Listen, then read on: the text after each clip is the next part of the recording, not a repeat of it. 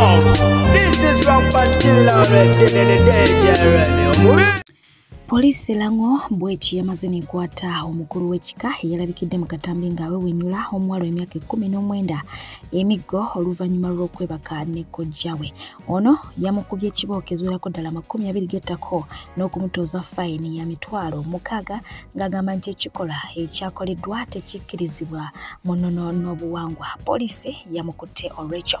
Kupije kwali omulungi atumbudde nkuwanirizaako kasubire nti oli bulungi. Omusumba Lozi Yasabijingo ng'aliwamu n'omukyala we Suzana Makula bwe batyo bayaniriziddwa mu Lubiri Mengo olunaku olw'eggulira nga bano bawerekeddwako abakozi baabwe okuva ku Salt Media omuli n'omukyala amanyiddwa nga Nakangubi Jennifer Fulfiga. Ono nno nga yasiimiddwa Katikkiro wa Buganda Charles Peter Mayiga eyamutegeezezza nti omulimu gwakola ku mikutu migattabantu gw'amaanyi nnyo nnyini ddala kubanga atadde bangi mu layini. Wano nno yakyakyamkyezza era nga bamuwaddeyo n'ekibaasa. Fulfiga mbadde simulabangako. Mbadde mulaba oluusi n'oluusi ku mikutu nga simanyi kyayinza n'okufukamira. Oluusi aba n'eddalu naye eddalu be libanga likuyamba olwo yatukwatira ku beekyejo. Tiimu yange y'amawulire n'eŋŋamba waliyo Fulfiga abakutteko n'abasobola weebale gendera awo. Songa ate omuzannyi wa sinema Nachinko okuva mu ggwanga lya Nigeria amanyiddwa nga Noah Ramsey Tukumbo bw'atyo yayaniriziddwa olunaku lw'eggulo wano mu ggwanga lya Uganda era ngono yazze okuba nga ate abeerawo ku Icon Awards ezigenda okuba nga ate zikwajja. Songa ate ye Alien Skin agenze maaso kuba nga awandiikira omukulu amanyiddwa nga Diamond Platnumz nti mu weeks 2 agenda kuba nga ate agenda mu ggwanga lya Tanzania asobola okuba nga asanyusa abayo naye ngono amutegeezezza nti abeerewo ku kisaawe amwanirize oba amusabye abeerewo ku kisaawe amwanirize. Alien asabye Diamond Platnumz amwanirize ku kisaawe. Oluvannyuma lwa Nambwayo okuvaayo n'ategeeza nga bw'asonyiye Bina Baby era n'emisango n'agi withdrawing nga gye yali yamuggulako mu kkooti. Bina Baby yavuddeyo n'agenda maaso okuba nga ate ategeeza nti ye talaba nsonga lwaki Nambwayo alina okuba nga ate amusonyiwa. First of all talina musango gwe yazza era ng'agamba nti abantu beewa value gye batalina naye nga ye Nambwayo yagenze maaso okuba nga ate ategeeza nti eby'abasajja yabimaze era agenda kwesonyiwamukko abasajja naddala ensonga z'okubeera nabo wali mu kibeedi okumala ebbanga eriwerako ddala nga lya myaka 4 yagamba nti si gwe mulundi ogujja okuba nga tegusookedde ddala okikolako yali akikozeeko yamenyese nnyo omutima olw'ebyonna ebyazze bituukawo. Ate ngayo omukyala amanyiddwa nga Brown Sugar omukwano gwamususseeko kyaddace n'ajja omwami mu gallery era yagambye nti banange sikikolangako kyakujja mwami mu gallery naye munzikirize ono kwono nkikole era nga bwe yajjayo simalayo mukulu amanyiddwa nga Don Chris wabula abaana bamugenda bamugamba nti olimba ki wano si papa nga wali omujjangayo n'abyegaana. Ate ngayo omukulu amanyiddwa nga Rabadaba yavuddeyo bw'atyo n'agenda maaso okuba nga ate yeewanira ku bayimbi bano abajja nti y'omu kwabo aba basikiriza okubeera mu music industry n'agamba nti first of all abamu ku mmwe ba upcoming mbalabira ddala naddala bayimba dancehall nga mwagala kubeera nga nze mwagala kwogera nga nze kutambula nga nze kulya nga nze kwebaka nga nze kwambala nga nze ebimu mbyongeddemu naye nga bw'atyo bwe yabagambye nti abeegombesa abasinga obungi abalaba ali mu kamooli eyo bamukopakopa. Ate ngayo omukulu amanyiddwa nga Morris Kiria yavuddeyo bw'atyo n'agenda maaso okuba nga ate yeebaza emputu ye n'eggoma byalina agamba nti abantu bangi bamudiscouraginze ku bintu bingi nga tebaagala abikole naye olw'emputu ye gy'alina n'eggome nekyayita olugezigezi mukwano n'alemerako ng'avumirira n'abikola naye agamba ekimukwasa ennaku nti bw'abikola ne bisucceedinga ne biyitamu bulungi talaba kwabo ababadde bamuseketera nti mukwano tojja kumalako tokikola bwe bajja kumugamba nti munnange yogayoga okikoze wabula ate munnange bwe bigaana ebiseera ebisinga mbu babaayo mu bulamu bw'abantu abalanga babagamba nti olaba we byagaana ate era ne mu bubwe babaawo nga balindiridde ye okubagamba nti munnange biganye badduke zambwe bajje bamugambe nti ffe twakugambanga. So n'olw'ensonga embufunze akukubiriza nti bw'oba olina ky'oyagala okukola mukwano nga waliwo akuyimiriza kozesa emputu n'eggume ojja kulaba nga ate omalako oba okitegeera ebanja eyo bibeera bibalumya mutwe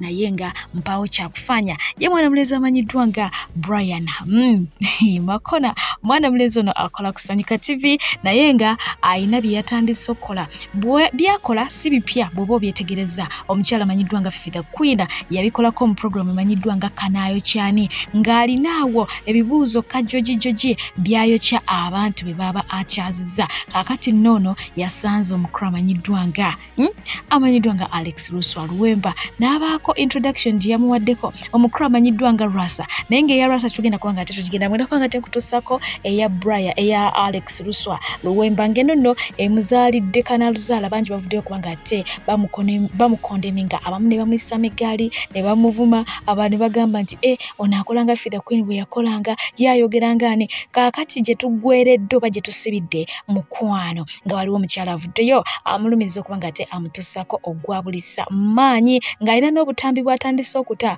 okulaba nga alabisa Makona. Sajja ono y'omu ku balya mulime ne muluzise kigambibwa nti akukuta n'aba NRM bamuma kaadi n'asalawo okujja ku independent olw'omululu. Yagenda ku ntaana y'omugenzi Segirinya Muhammadi olw'okuba yali agala kuloga banne be yali nabo mu kalulu, era nga kigambibwa nti ssente z'omugenzi yazibba ge masuuti g'atavaamu takola ate nga political failure. Kigambibwa nti ayagala bakyala b'omugenzi wabula byonna tetumanyi lwaki abikola. Ali wano agenda kubanga atubuulira lwaki abikola.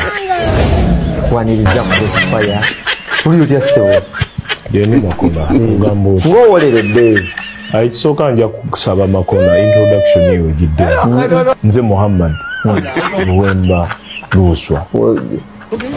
Ani yayikuwerya mwama? Nze Muhammad Luwemba Luswa ndi musajja musiraamu awusongera. Wakyusa erinnya abakulaba ku Crossfire ndi musanyufu nnyo okuba nammwe wano ku Sanyuka TV n'abawagizi baffe mwenna.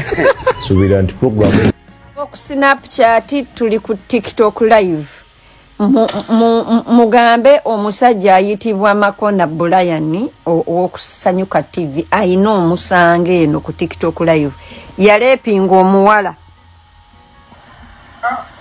Makona Brian Sanyuka TV aboku Snapchat mumpitire timu ya Sanyuka TV mwebale. Ndimu a little bit emabega olw'okuba nti mbadde maze ennaku eziwera nga sirabika lwambeera emu etebereka naye nga yo ttiimu y'eggwanga ya Uganda Cranes yakubye Guinea goolo emu ku era nga guno gwe mupiira mwe babadde basunsulira abaneetaba mu World Cup wa 2026.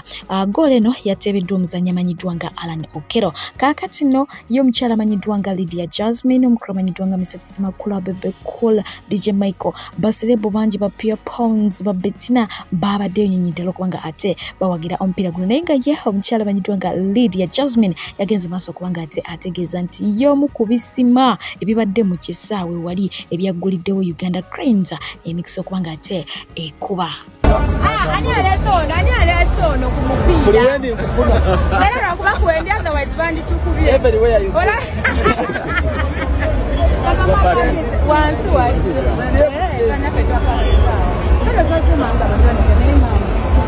bus simaze duya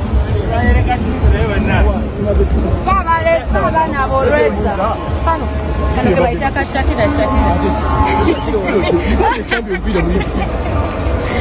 bana ngatwasene mikisa the refuge tukuba ozani atebe ani atebe Okello. Baka esimani kwe. Don't play. You are women. Hey, go to the next side.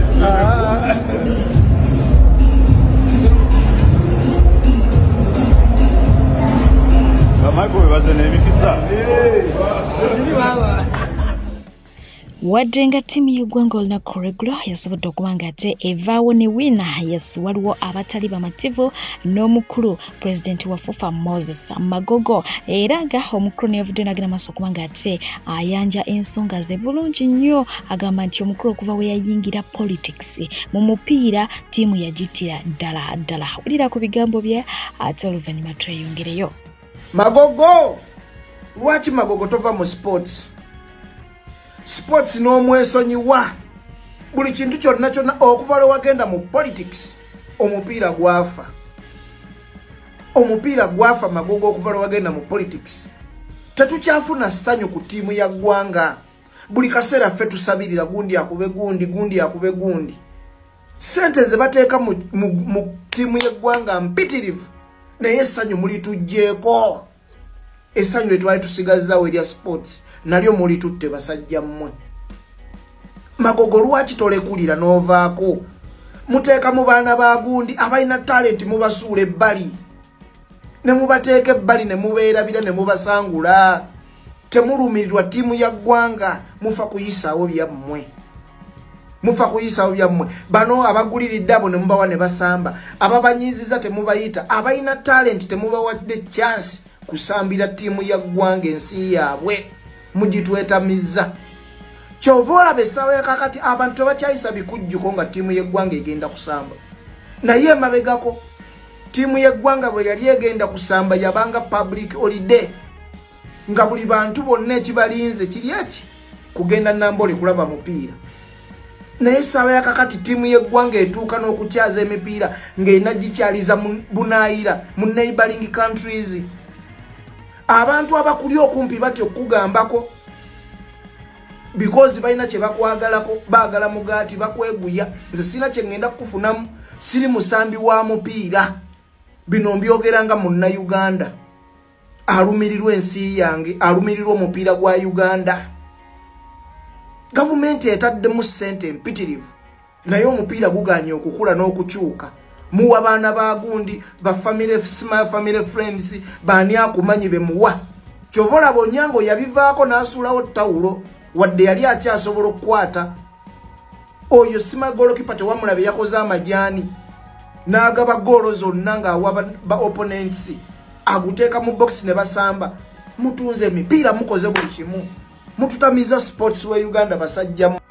Ate ng'eyo omukramanyiddwa nga Samson Kasumba yavuddeyo n'awabula bannayuganda n'abagamba nti yalina ensobi gye yakola mu myaka gya 1996 we yali nga yakatandika okukola, yagaana okuba nga ate agula ettaka mu zikyanja n'alya, naye kati essaawa eno zaakulaakulana kubanga mu biseera ebyo yali alabira ddala nga nsiko, era n'abasaba nti mwebeereremu bambi kubanga mu myaka nga 2 emabega mujja kusanyuka. Eyo gye munyooma nga eziroobwe, ebbombo, ekiwenda essaawa n'abatanaba kubanga ate wakulaakulana. Bw'oli kiwaamu emyaka 12 mukwano wajja kubanga ate wakulaakulanya otandika nti yiikale singa nagula. Okiwulidde? Naye nga yo omukyala amanyiddwa nga Halima Namakula avuddeyo bw'atyo n'ategeeza nga bw'ayagala okukola remix n'omukulu amanyiddwa nga King Saha mu kayimba ke ak'omukwano gwo nga gundeze, kubanga agamba nti akayimba ako alabira ddala nga singa abayitiddwa ku mukolo nga bakakoze remix n'akayimbira abaagalana ababiri abali ku mikolo egyo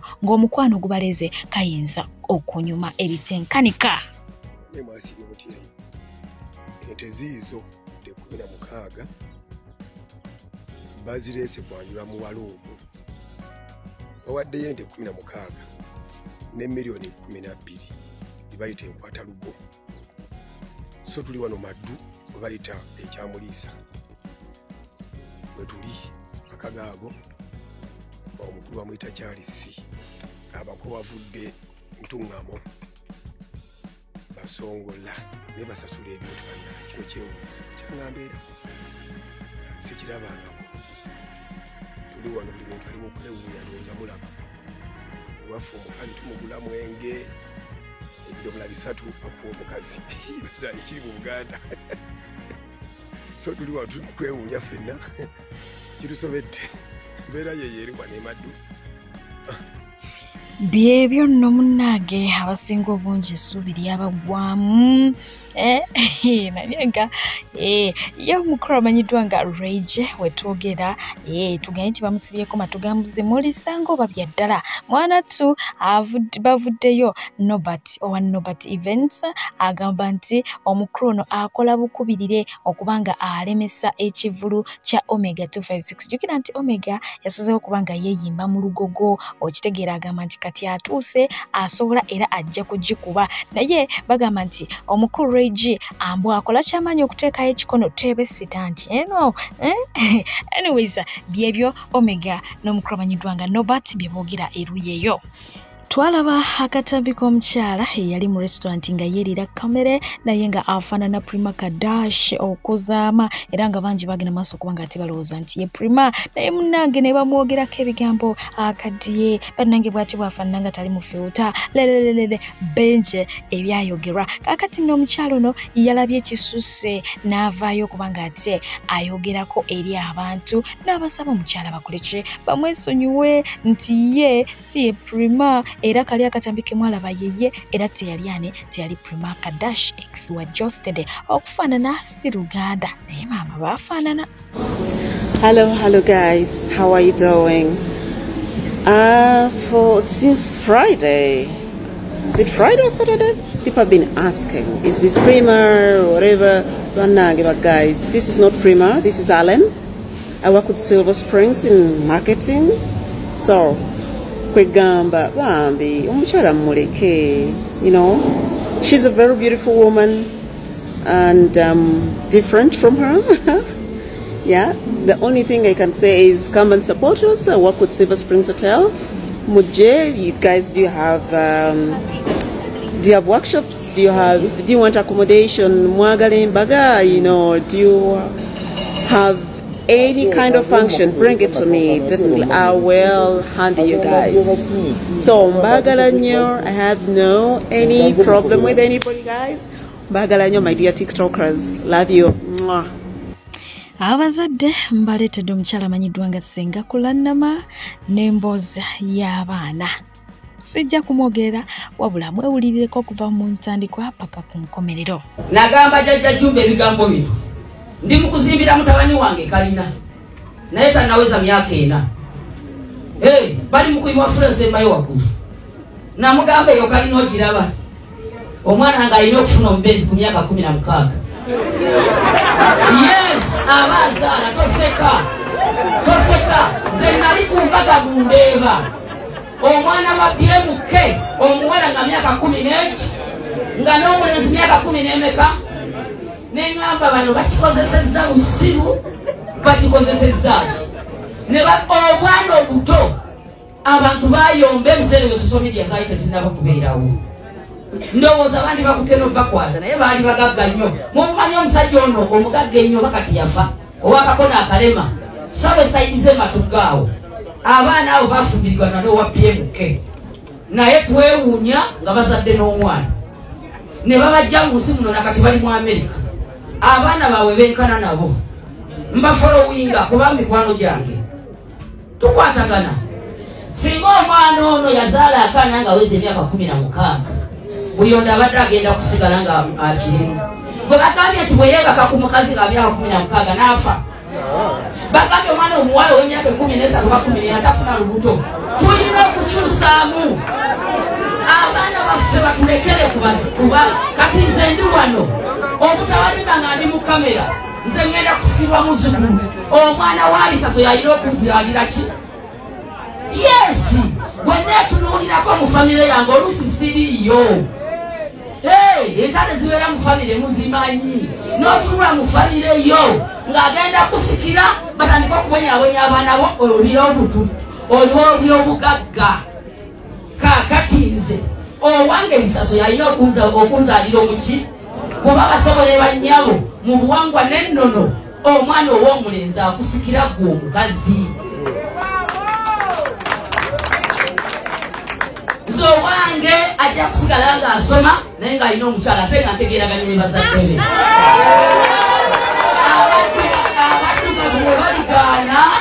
Abaddugavu bwe muligaana ngenda kunoonya omuzungu kubanga ye ali understanding. Tubadde tubatawabutabala buwangwa na nnono naye kati mu Gwokuna guno twamaze okufuna visa ya Bungereza. Ya eri mu katabo kaffe si yakunyumyamu tugenda kusamiza bazungu. So nga ate y'omukulu amanyiddwa nga Mariach yagamba nti avuddeyo kubanga ate awabula abakyala nga tonnazaala oba nga tonnazaalira musajja oyo gw'owulira nti oyagala nnyo bino biwulirize. Yo baganda bange bannyinaze kana akantu nkakoledde bannyinaze baganda bange abaana b'obuwala bannange okuzaala kulungi okuzaala kwe kukola ensi y'enkya era okuzaala kwe kuzuukira ne baganda bange kino nkibagamba ne bwofuna omusajja ng'ajidde mu Range Rover ajidde mu Benzi akulambuza buli wamu ne bw'asalangawo okufuna olubuto si kibi naye nga tonnabazaala mwana nga tonnafuna olubuto sooka obeere taata w'olubuto lwo kikubeere mu mutima singa omusajja yeefuula n'atalabirira mwana wo ng'osobola okubeera kikubeere ku mutima nti ne bw'aba yeefudde tojja kuwekanga nga talabiridde mwana wo kubanga tulabye abasajja bangi abajidde mu bitiibwa mu Range Rover abalambuza abakyala mu Benzi abagabye ebirabo naye omukyala oluzaala omwana n'amulema okukola ki okumulabirira kino nkibagamba bannange kino nkibagamba tukoya abantu okubonaabona sooka obeere taata w'olubuto lwo nga taata w'omwana tannalabya kubanga ebisajja biswaza byebyo ebyange abalungi abatuuliriza era abatulaba olunaku olwaleero tukyaddeko ewa Sheikh Ashraf Dembe sebo nsanyuse okubalaba amannya agange yezeseeka Ashraf Dembe akola ku bizibu by'enjawulo omuntu singa aba alina ebirwadde tumusomereddwa tumuwa amazzi ga lukuya nga bw'obadde ogalaba tugenda abantu ku kyoto ne twokya emizimu emibi egibabaamu n'okulomba edduwa abantu singa abeera ng'ali wano atuuse sobola okumulombera edduwa ne waba atatuuse nga mpadde amannya ge naye ng'ali wala naneetaase enamba yange yeno eri 0707763711 namwe banyinaffe abali ebweru oyagala okuba nti oyagala okulombera ku dduwa ng'olina ebizibu viza zibuze amaka gakolongotana sente zikola zimpita mu ngalo ojja kumpeereza ekifaananyi kyo n'amanyago ebyo byokka bijja kummala nja kukulombera edduwa ojja kutereera olunaku olusembayo mu mwezi mba n'edduwa eyawamu ffenna n'abalwadde bange abakadde n'abapya. Salaamu alaikum warahmatullahi wabarakatuh.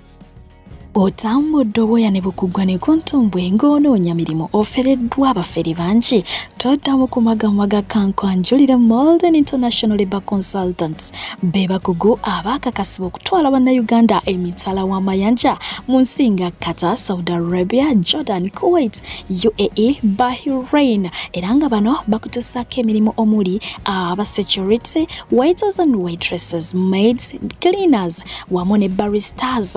Basange wali eri ennamuŋŋoona oba bakubire ku nnamba zaabwe ez'essimu 074738821 oba 0772830026 oba 0787952329 be bokka abagenda okusangula ennaku ku mutima gwo beba Molden, shipping life into a unified destiny.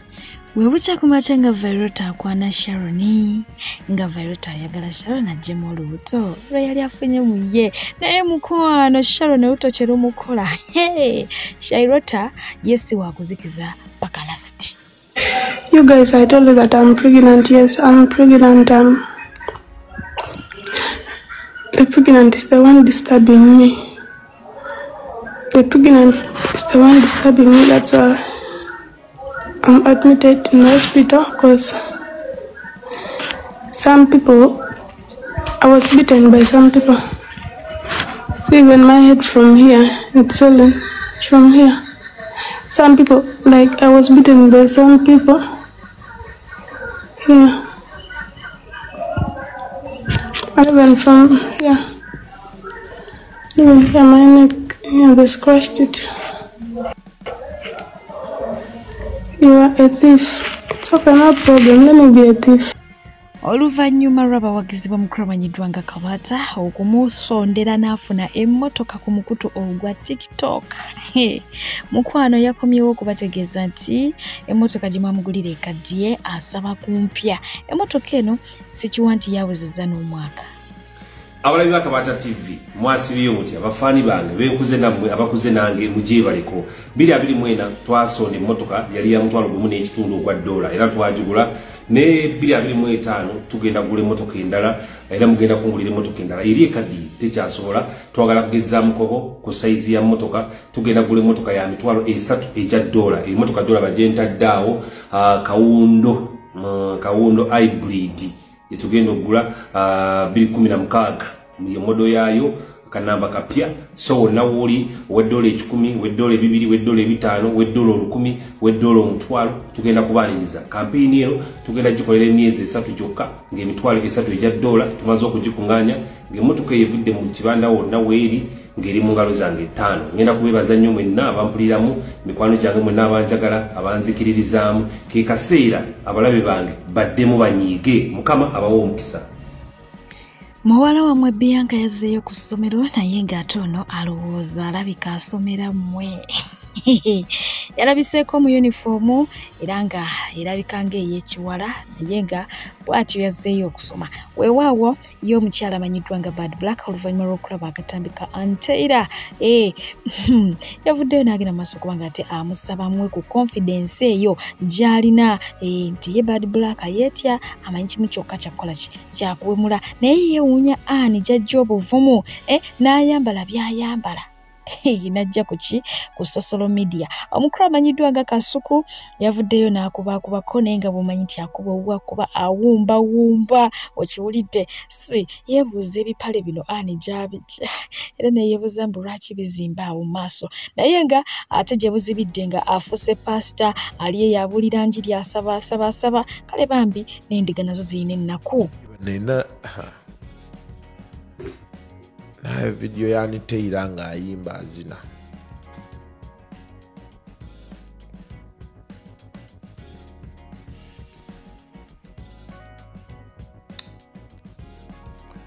I hear voices in my head. They are telling me something, but yanyenyeza mune kubina nga talina kapale ka munda wakade kamuyita wisibe kati mugundi. Mulufanya wanowe watu wakati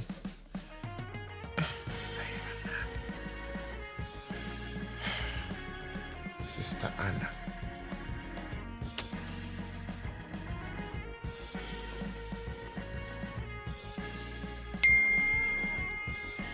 yewaffe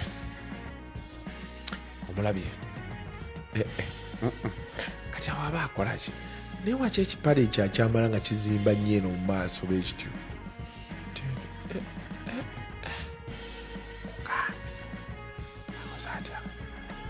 agenda kyuka ayina ke yakyuseemu awo ne ŋŋamba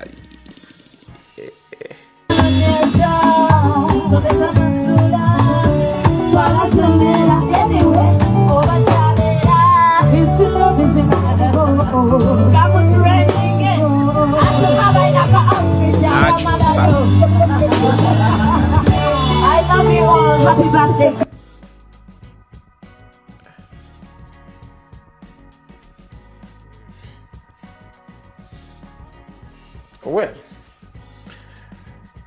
Taylor, enjoy your life. Tetukuyinaako buzibu, it's your life, man, but kama balala wetu bajje mukama tata mu bulokole tata sasira wetu sebanaffe mu butamanya sasira mukama wetu koza amalogo tata sasira wetu tayagaliza banaffe bulungi tata sasira omutukuvu w'abatukuvu tata wetu tasabye nga ekitugwana mukama sasira olw'obusungu olw'obutasonyiwa mukama sasira tukwatibwa ekisa mandere boliyanda makaliyandere boliyakozi yatayande tata sasira omutukuvu w'abatukuvu tukwatibwa ekisa mukwano gwange tuyambe tutasire mukama tusasire Oluvannyuma lw'okututegeeza nti emikutu mingi naddala Ejja TV gye mwetaaga omukulu amanyiddwa nga Kasuku so nga yategeeza nti ajja kusooka yeerowooze anaawangula gy'anaalaga mwana Tukyadache abababa bamuwangudde era ngono yafunyeeyo show buli Lwakutaano oba okiwulidde wabula nga ye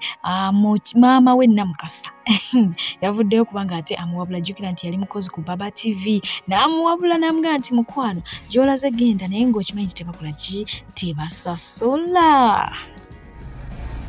Badia musiibye mutya Namukasa wano Fred nanga w'ekibiina kya Nuupu bannange ku mulamwa gw'okubanja ssente tukyaguliko ddala ye era nakubiddeko mutabani wange Kasuku n'aŋŋamba Namukasa bagenda kundi azamanya nze bampa advance ya myezi 6 omutima ne gusooka kunzikakkana so emyezi 6 bwe ginaggwako mansobola okulwana olutalo lwa mutabani wange nga bamubuzaabuza naye ekiriwo abakozi abakadde omukulu nanyini TV eyo Honorable abakozi abakadde baagala ku ssente zaabwe abakozi abakadde abo nga nange mwennyini mwendi we want our money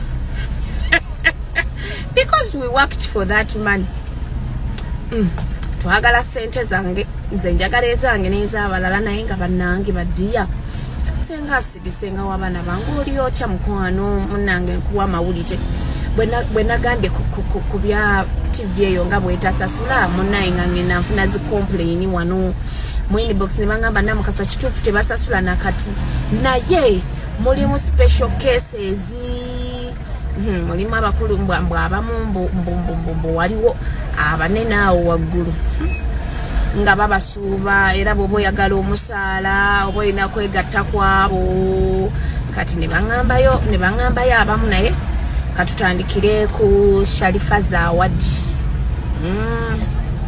nze namanya oyo mwana namuleka yalina amahips manene ate baŋŋamba waliwo abakulu abaali ngaawo nga ne bwe kiba kidomola nga kiyita wasooka n'akikebera oba kidomola senga wange asidi jangu olwanira eddembe ly'abannamawulire tebabasasula ayi neewuunya lwaki tebagaba ssente za NSSF media houses mwagala tukule tutandike okutunda ebikajjo ku myaka nkaaga mugamba oyo yaliko munoonya mutuuke mutusekerere nga mutusanze tutunda ebikajjo ku myaka nkaaga kumbe tebatuwanga ssente za NSSF okusookera ddala eyo kampani gye nakoleranga edda abo abatansasula bemmanja ssente zange ziringa mu miliyoni 9. We can sit down ne tubalaabala ne mumpaayo kye mumpaayo ekitundu siri mulungi wadde bannange wadde n'akatono mutukazinsikako ne mukubu tuwa ku ssente zaffe so ne ssente za NSSF mwatujjangako ssente zaffe nga temuziwaayo mwezi NSSF nze mbadde ngamba aba UCC ani omukulu wa UCC mu following up these media houses bawa abakozi emirimu babatema ssente za NSSF but we do not get that money tebaziteekayo ku accounts zaffe tugenda tuuka tukule bannamawulire nga tukaddiye kubanga kati bwempeza emyaka 45 njaba nkyali mu mawulire nedda kati bwenjagala retiringa mu mawulire baneetaaga ka pension kangaako akataliyo nze gye nakolera eri ewakadde tewaaliyo ssente ze nnina ezange eza NSSF sizeeyo company but I worked there for over 4 years over 3 years.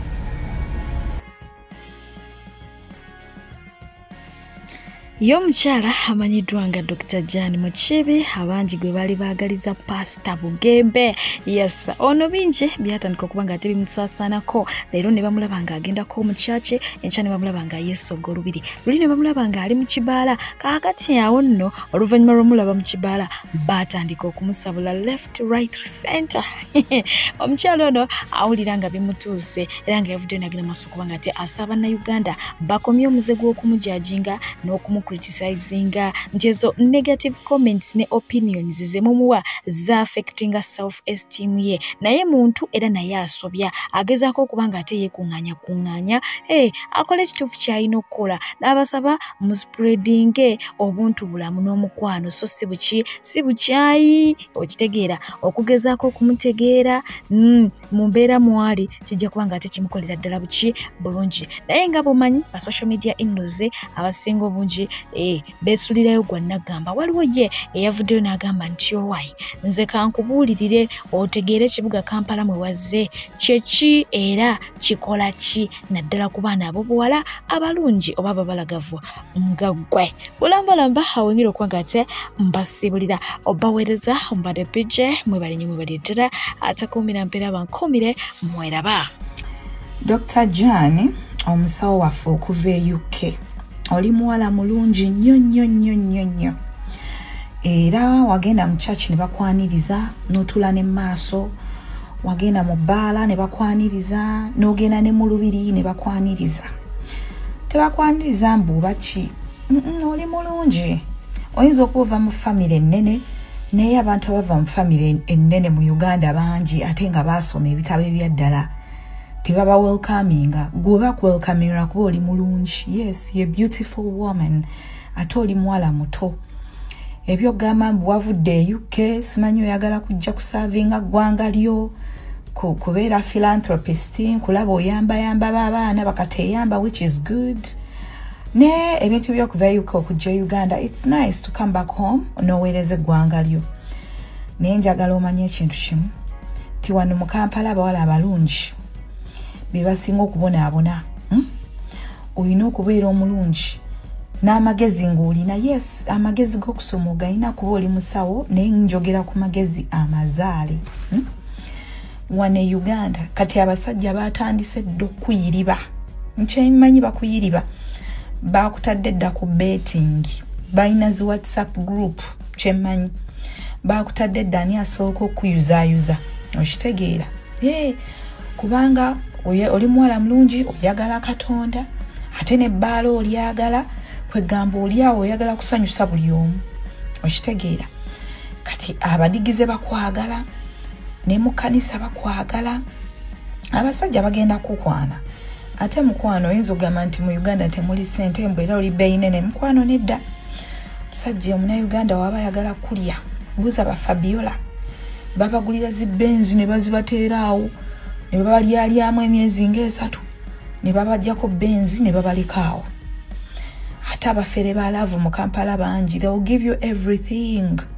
Yes, bajja kuwa buli kimu, my sister. Bagenda kuwa sente. Olaba nti obadde mu pound e London, naye wano shiringi abaana bazigattagatta ne ziwera. Era wootabeere na magezi mazaale. Abaana bagenda kuyira sente okukakana nga bakulidde. Ono akulya kuveeko n'oli akulya kuveeko.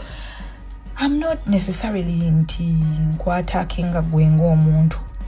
Naye it's generally for all women. Abalungi tubalabye. Ffe tulabye abaana abalungi n'adetinga omusajja nga tasaana kwogera luzungu. Fabiola ya datinga Medi Sentongo. Naye nga Medi yali awo mufere wa Love talina kiddako. Nebuuza boogera lulimi ki wabali bonna. Kuba oli Slay ayogera luzungu luseerera. Naye nga kwagala kubeera mu limelights. No, Rachel, Dr. Jan, I'm not judging you, naye nga woba okimanyi nti ddala wazze kubeera philanthropist, beera musawo, naye wotabeere careful. Abasajja bagenda kuyira sente. Bakuyire sente, onagenda kuyira sente, oli akuyire, owa government akuyire, ono akuyire. Ogenda okukakana nga Kampala yonna ogiridde. Bwe beebuuzeeko abaana banna Kampala abawala ba Slay Queen bajja kugamba ebyo bye weebuzabuza. Nalabye pastor nga naye blushing, are you a very beautiful girl. Naye wootabeere careful. Bagenda kuyisaamu akajegere. Abasajja b'e Kampala balina sente ez'okweraga mbu oyo mwala namulya, oyo namulya, oyo namulya. Dr. Jan kuyisa emirundi emeka. Funa wobeera oba osazeewo okubeera Slay Queen, Shiraga Shumba, salawo. Oba osazeewo okubeera musawo, salawo. Oba osazeewo okubeera mu church, salawo. Naye nkulaba oyuuga ogenda kuyuguumira mu bisenge by'abantu. Mama basajja bagenda kukwata mpola. Sigwayogera nga Kim Kardashian, bagenda kukwata mpola okukakana nga buli omu mu services. Semu bubi bannange, I'm just warning a sister, kubanga speed gy'oliko y'amaanyi. Abaana bajja kukwata mpola, anti oyogeza ddembe my darling. Bajja kuwa kyonna ky'oyagala, naye nga bajja kulya. Era oba oli mugezi, tandika okumanya papasi yo wano e Kampala ng'obudde bukyali. Abawala abalungi Kampala ebalemi lwa butamanya papasi yaabwe. Naye nga Dr. Jan webale kujja mu ggwanga kusaavinga. Naye that is my word to you.